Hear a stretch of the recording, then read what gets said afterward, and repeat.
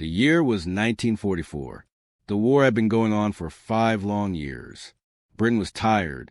The people were exhausted. But the enemy had one last terrifying surprise. Every night, a strange buzzing sound filled the air over London.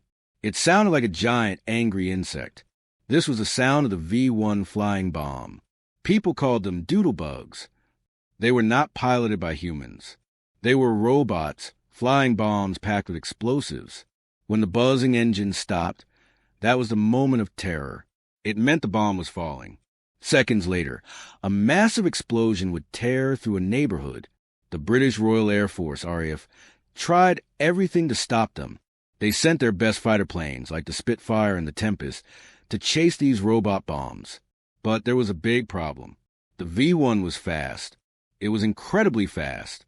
The old propeller planes had to dive from high altitudes just to gain enough speed to catch them. Engines overheated. Pistons shook violently. Pilots pushed their machines to the breaking point. Often, they were just seconds too slow. They would watch helplessly as the fireballs fell into the cities below.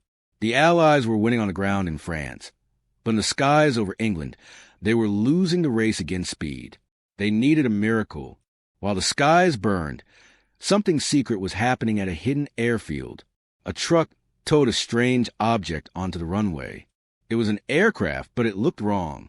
The pilots, standing nearby, stopped drinking their tea. They stared. They squinted against the sun. "Where's the propeller?" one of them asked. The plane had wings. It had a cockpit. It had wheels. But the nose was smooth and round. There was no spinning blade at the front to pull it through the air. Instead, there were 2 large, open tubes on the wings. This was the Gloster Meteor. When the mechanics started the engines, the pilots didn't hear the familiar chug-chug roar of a piston engine. Instead, they heard a high-pitched whine. It started as a low whistle and grew into a deafening scream. It sounded like a giant vacuum cleaner. It sounded like science fiction. The veteran pilots were not impressed. In fact, they were scared of it. They had spent their whole careers trusting propellers. A propeller gave you grip on the air. You could feel it biting into the wind. This new machine, it felt like magic, and soldiers don't like relying on magic. They called it a dangerous toy. They made jokes in the mess hall. "It has no propeller," they laughed. "What's next?" "A plane with no wings." But the laughter was nervous. They looked at the engineers who were working on the jets. The engineers weren't laughing. They knew something the pilots didn't. They knew that the age of the propeller was over. They just had to prove it. The situation in London was getting worse. The V-1 attacks were increasing. Radar stations along the coast were detecting wave after wave of incoming missiles. The commanders of the RAF had a difficult choice to make. The Meteor was brand new. It was experimental. It had hardly been tested. If they sent it into battle and it crashed, it would be a disaster. The enemy would laugh at them. The British public would lose hope. But if they didn't use it, more civilians would die. The old fighters were simply too slow. The V-1S flew at over 400 miles per hour. A Spitfire struggled to reach that speed in a straight line. The pilots were tired of chasing ghosts. They were tired of landing with smoking engines, having failed to catch the target. Finally, on a gray morning in the summer of 1944, the order came down. There was no ceremony. There were no speeches. Just a simple command on a piece of paper. Jets go operational. The testing phase was over. The Meteor was going to war. Imagine being that first pilot. You walk out to the aircraft. It smells of kerosene, a different smell than the high-octane fuel used in normal planes. You climb up the wing and settle into the cockpit. You press the starter button. The whine begins. The needle on the gauge spins. The plane doesn't shake. In a Spitfire, the whole airframe vibrates when the engine starts. It rattles your teeth. But in the Meteor, it is smooth. You release the brakes. The plane rolls forward. You push the throttle. This is the moment everything changes. In a propeller plane, acceleration is a slow build. In the jet, it is a surge. The invisible hand of thrust pushes you back into your seat. The ground rushes by faster than you have ever seen. You pull back on the stick, and the ground falls away instantly. You are flying, but it is quiet. There is no roaring thunder from a piston engine, just the rush of wind and the steady whistle of the turbines. The pilot looked at his instruments. He was climbing faster than any plane he had ever flown. He checked his speed.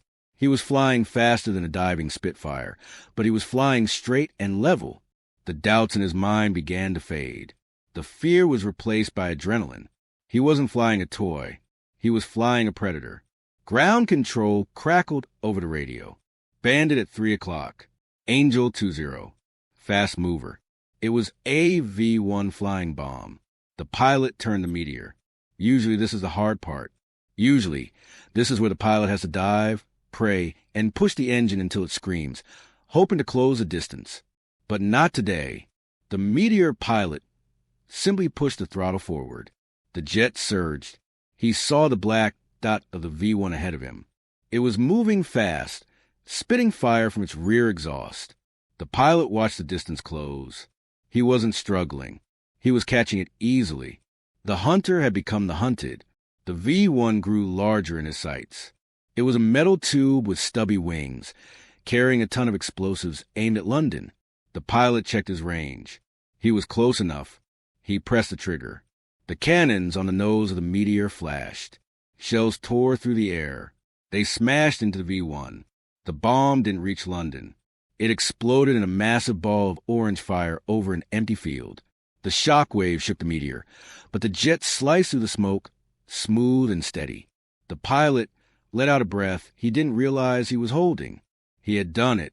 He had intercepted the fastest threat in the world, and he had done it with speed to spare. That first victory wasn't just luck. It happened again. And again, pilots who had been skeptical suddenly wanted to fly the Meteor. They realized that the strange, whiny machine was the answer to their problems. The V-1s were no longer safe. The Meteor pilots developed new tactics. Sometimes they didn't even shoot. They flew right next to the V-1, matched its speed, and used the wing of their jet to tip the wing of the bomb. This would confuse the robot's gyroscope, sending it crashing into the ground. It was a move that required incredible skill and nerve. And it was a move that was only possible because the Meteor had the power to fly alongside the bomb effortlessly. Back at the airfields, the mood changed. The laughter in the mess halls stopped. The jokes about vacuum cleaners vanished. In their place, there was respect. Visiting American officers came to see the British base. They were skeptical too, at first. They had their own ideas about planes. But when they saw the Meteor take off, when they saw it climb almost vertically into clouds, their jaws dropped. They wrote reports back to the United States. They said, "The British are ahead. The future is here." They realized that every propeller plane in the world, even the brand new ones, was instantly obsolete. It was like showing a machine gun to an army that was still using swords. The Gloster Meteor never became as famous as the Spitfire. You don't see as many movies about it. It didn't fight in the glorious dogfights of the Battle of Britain. It arrived late, near the end of the war. But its job was just as important. It was a defender. The people of London didn't know what was happening. They just knew that fewer bombs were falling. They heard a new sound in the sky, that strange, high-pitched whistle. And they learned that when they heard that sound, they were safe. It was a sound of protection. The pilots who flew the Meteor were pioneers. They were the first generation of jet jockeys. They had to learn how to fly all over again. They had to learn that you couldn't slam the throttle open too fast, or the engines would flame out. They had to learn how to handle speeds that made their vision blur. They were brave not because they fought enemy pilots, but because they strapped themselves into an improving machine and flew it into the unknown.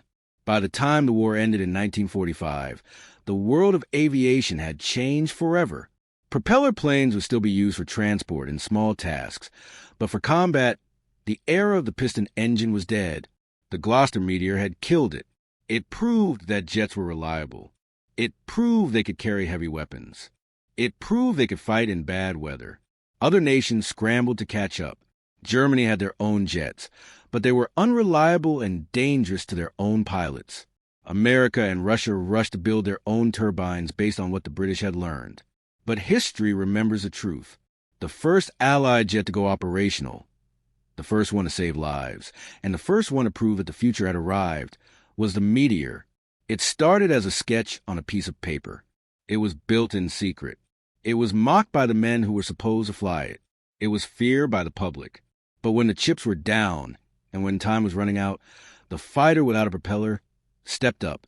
It chased time. It chased history. And it won. The next time you look up and see a modern jetliner cruising smoothly across the sky, or see a fighter jet scream overhead at an air show, remember the Meteor. Remember the strange little plane with the round nose and the whining engines that rolled onto a gray runway in 1944. That was the moment the world grew wings of fire.